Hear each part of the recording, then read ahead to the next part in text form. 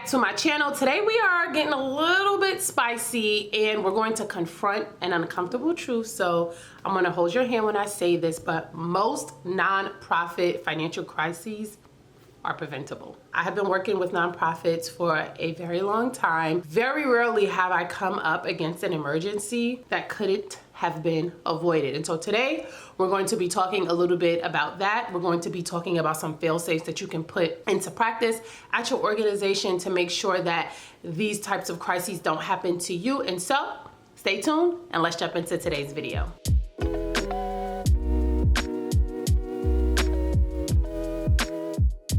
So a little bit of a reality check. Most nonprofit crises that come up a lot of times are due to ill planning, sounding the alarm a little late, not having the proper policies and procedures in place, and then a lot of times things sneak up on you because you're constantly caught up in the hamster wheel. You're running your organization, you're bringing funding in, you're spending the funding, and then you're doing it all over again. That when certain things start to creep up, you don't really have your eye on it because you're focused on other things. Understandably so. However, if you want your organization to grow, if you want your organization to get out of survival mode, you have to take a step back, take a bird's eye view, and you have to put an operating system in play in order to run your organization well. Now, we've talked about a lot of different things on this channel, and many of those things, when put into practice, helps you keep a pulse on the financial health, the financial state of your organization, which would sound the alarm in the event you were going to have a crisis or one was sneaking up on you, whether you're going to run out of cash eventually, whether someone may have been, spending unbeknownst to you. Certain fail-safes, when put in place, would have prevented that, right? And we've talked about a lot of that on here. So I'm going to go over a few of the causes, right, of some of these crises that come up, and we're also going to give solutions. And so, as you guys know, I have my handy dandy laptop because we want to stick to the script, right? So first up, lack of budget discipline. Anytime you are kicking off or you're gearing up to kick off a new year, you should have an annual budgeting process. This sets the tone for the next year. This sets the strategy, the plan. This tells the story of your organization where you foresee it going, right?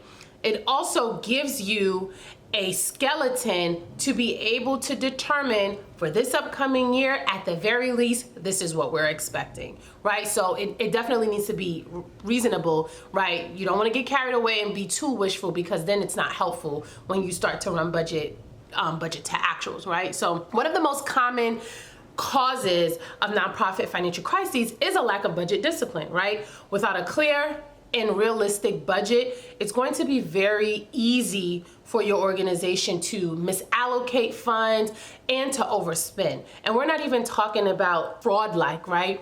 You may be spending reasonably for your organization, but if those expenses weren't planned for, then one could reason that those funds have been misallocated. And then when an expense or expenses come up that you absolutely need to spend on and the funding is not there because you spent on something else, that is still a misallocation, right? That is still out of alignment with your budget. And so you want to be starting off your year with a board-approved budget. Many of you may either have a calendar year end or a 6/30 fiscal year end, whichever.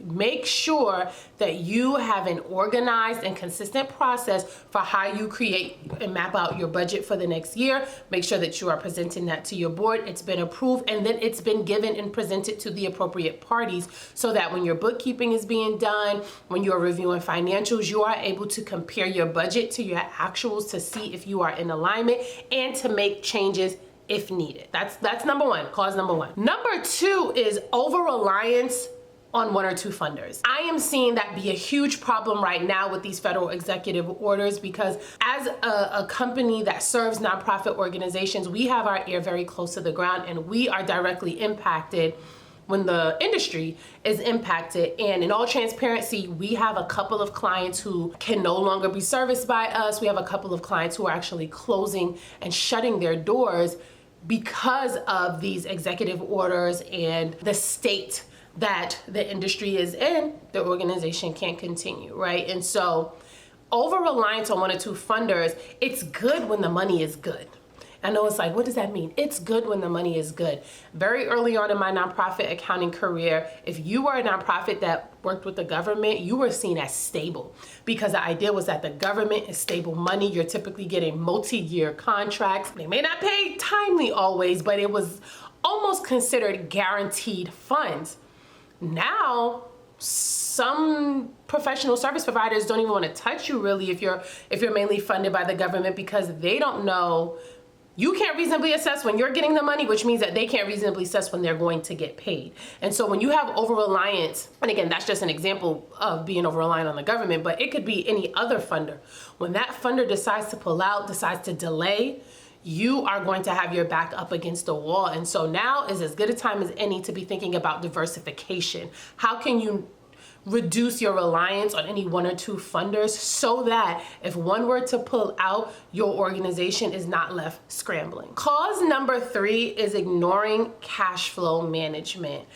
Now, I don't want this to be confused with, oh, you're doing your bookkeeping, you're closing your books timely, you're maybe reviewing your financials, and so cash is good. No. You should be tracking your cash flow on a consistent basis, and you should know or be able to reasonably expect when there may be delays, when there may be holdups, or if on the positive side, the bright side, where you may have an influx of cash. By failing to track your cash flow in real time, there's almost this assumption that funds are always going to be coming in. And that can be very catastrophic when you get hit with unexpected delays, or when you get hit with unexpected expenses, or maybe a significant expense. And so tracking consistently helps you to, one, see it coming down the pike, right? For those where it's like, these are consistent expenses and I'm seeing what's coming in, but I know we got payroll in the next couple of weeks, but the money ain't coming in like we thought it would. Okay, what are we going to do? Or you're looking at this week's cash flow and you see that, we were expecting this grant to hit. It has not. Maybe we need to follow up. Maybe we need to catch up, because here's the thing. Yes, you want a consistent process for closing your books, reviewing your financials, but also when you're in a situation where cash is a little tight, or you're having to, have a even greater grip on what's coming in and what's going out, you should be weekly looking at your cash flow. And when I say looking at your cash flow, we use a rolling cash flow spreadsheet that typically rolls out 12 to 13 weeks. And every Monday we go in and we're looking in the bank. So we're not even talking about financials at this point. We're literally going to the bank and seeing, did any money come in? What money went out? And based off of what we know from the organization, these fixed expenses, we're plugging in the numbers. We're doing scenario planning so we can see, do we have enough money? Do we have enough cash based off of what came in, plus the current cash balance in the account? What is it looking like? Because the other thing is, if you start to see danger on the horizon, you can start to determine, oops, well, we need, to lean on our line of credit. Well, we need to tap into our reserve funds. And these are conversations that you have to have sooner than later, because again, it only really becomes a crisis when you look up and it's, oh, we have payroll next week and we don't have enough money to make it, when you should have seen that weeks ago. The last cause is weak financial oversight. And I know sometimes it just seems like, so what? Someone's not reviewing, someone's not looking at it. Yes. Yes.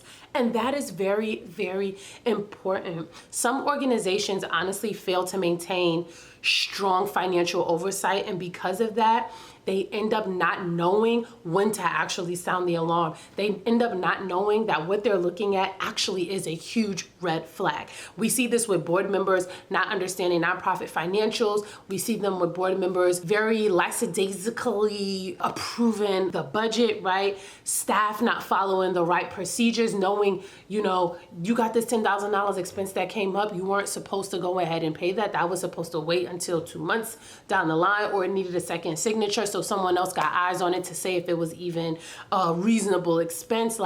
Having policies and procedures is for a reason. You have to be governed well. That is what's going to help you to not only survive, but also to thrive. And so beyond just making sure that your board understand the financials, because that's very important, leadership also needs to understand the financials, right? You need to have consistent reviews. So when we want to take a step back and when we think about your overall leadership, so not the board who's responsible for governance, but just your nonprofit leadership, someone posts on cash flow weekly. Leadership reviewing the financials monthly, right? The book should be closed, reports should be created and submitted, presented, whatever, to leadership. Leadership should be reviewing, should be asking questions, should then be assessing and comparing, analyzing, because then decisions have to be made based off of what it is that you looked at. And then hopefully you're meeting with the board quarterly, right? You're having quarterly financial reviews. You're reviewing to make sure that you have strong internal controls in place so that you have a system to catch issues early. That's what it boils down to. Are you able to know when something's happening, something's going wrong? If not, this is how we end up with a crisis that ends up seeming like, whoa, 911, 911, when we really should have caught it sooner. There's very little out there that teaches you, now that your organization is running, you're bringing in consistent income, how do you manage that? How do you make sure you're set up for compliance? How do you make sure that your audits go off without a hitch? How do you run this well-oiled nonprofit with a very supported accounting department, accounting system? That's what we do with Accounting for Good and Accounting for Good, the membership community. And so if you know that some of these things, you're hearing me talk through these crises and you're like, ooh, that might be us, then I welcome you. I invite you rather to come and join us in the membership. All right, back to strategy number 1. Establishing a robust financial management system. And this is not just some bookkeeping system, but you have to actually invest in a process that helps you track expenses, track income, track cash flow, create proper reports, have those reports presented to the right people, and then making sure that those reports are then analyzed and the data is being used to make decisions. Moreover, right, because it's not just that, there are the policies and procedures that come into play for how we do things, right? So when there are expenses, who actually approves them? If it's over a certain threshold, is there another approval, right? So having segregation of duties, but then having these controls as to how we do things in the organization. That's going to be very key for making sure that you prevent these fires that all of a sudden pop up. Strategy number 2 is going to be to set realistic and reasonable financial goals, right? I know sometimes we hear a lot about set a big, hairy, audacious goal, but we also have to be reasonable. We have to know what our organization is slated to do, because what ends up happening when we see these budgets that are so far off, it does not help with running your organization. And then you end up in a situation where you're hiring the people, you're bringing on the consultants, but the money is not flowing in like you thought it would. And so now your back is up against the wall because you have gotten out of control with your expenses and the money doesn't match up. You have to make sure that you're setting realistic goals that have been vetted, right? There's a method to your madness, that the numbers are not just being pulled out of thin air. And then you have to make sure, after you've determined, okay, this is what it is that's been committed, that we can expect, that we're thinking we're going to bring in, how then will we spend that? And then we have to make sure that we are consistently making sure that the organization is in alignment with that plan. When you start to veer off track, that is when the alarm should be sound, and you need to have a discussion about how you steer back before you get too far off course. And then here we go with the crisis, right? We don't want to get that far. Strategy number 3 is to have a contingency plan. Things happen, things pop up. That's why we talk about building out reserve funds, right? Your contingency plan is going to be your safety net. If a major funder backs out, if you go over budget, you need to have an alternative plan in place. And again, this sounds good, right? But I know a lot of you might be thinking like, what is that? How do we do that? And that's why when we take a step back, and I talked about the cause 1, about, not having this established budget, not having an established process, we go back there, right? Because you should be thinking about what your contingency is going to be then. And sometimes your contingency may not be this grand plan. It may be, if we get down to only 1 month's expenses, we have to start thinking about how we can cut expenses.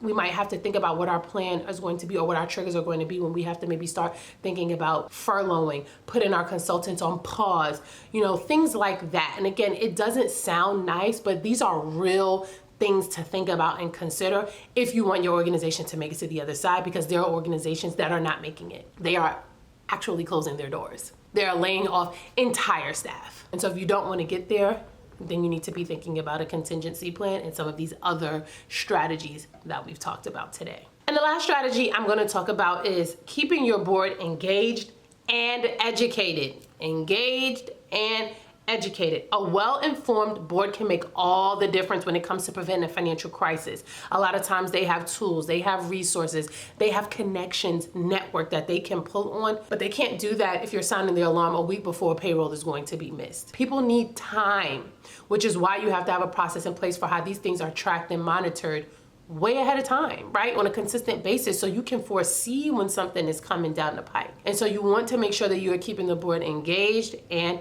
educated. They should not only just approve the budget, but they have to understand it. They have to understand it well enough to provide oversight. You can't just give them the financials and just say, hey, there you go, you figure it out. No, you have to explain what it is that they're looking at. And based off of what they're looking at, what this is telling you about where the organization is headed and whether that's a green flag or a red flag. Whether you haven't asked for them because it looks like there might be some trouble down the road. And so can you make that introduction to the bank so we can see about getting a line of credit that'll bridge the gap for us, for a couple months. You have to start thinking strategically like that. It is very easy to fall into the trap of waiting for the crisis to happen and then reacting.